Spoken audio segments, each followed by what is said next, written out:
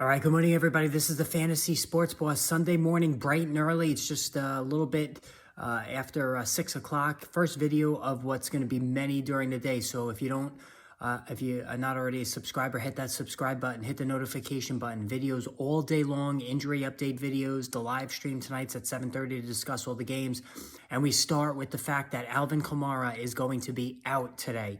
The New Orleans Saints starting running back who injured his ribs last week is going to be out, according to ESPN's Adam Schefter.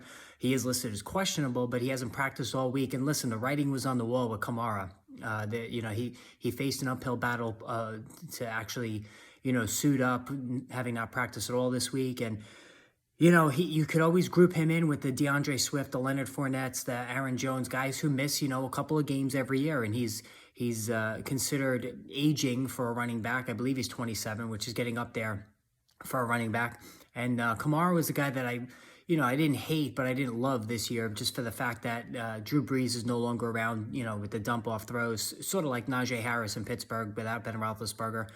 But now the fallout is, what do we do in his place? Well, Mark Ingram is expected to play. Ingram, the backup and former All-Pro Saints running back earlier in his career, he too, though, is banged up with an ankle injury. So, and to make matters worse, they're going against a Tampa Bay defensive line that might be the best in the entire NFL. And this Tampa Bay defense just doesn't allow 100-yard rushes. And to throw Ingram in there in Kamara's place is sort of lazy, in my opinion, because listen, if I'm wrong, then and he beats my projection, then fantastic. But knowing how good the Tampa Bay defense is, knowing how aged Ingram is, and that he's also hobbled with an ankle injury that could, force him out at any time, we need to do better than that. Latavius Murray wasn't elevated to the roster. He's on the practice squad. He was just signed this past week.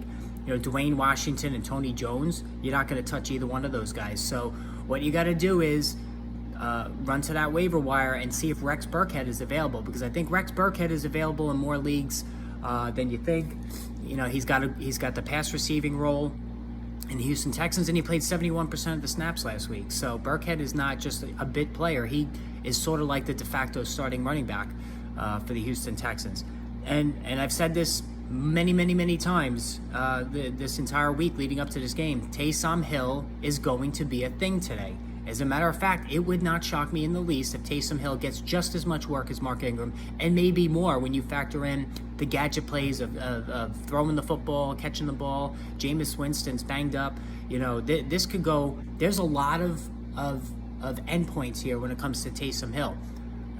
And the fact that he has tight end eligibility is just ridiculous. So I would consider starting Taysom Hill wherever available, because I think he's going to be heavily involved in this game, especially in the running game. He proved last week, with a 50-plus yard run, with a rushing score, that he could do the job.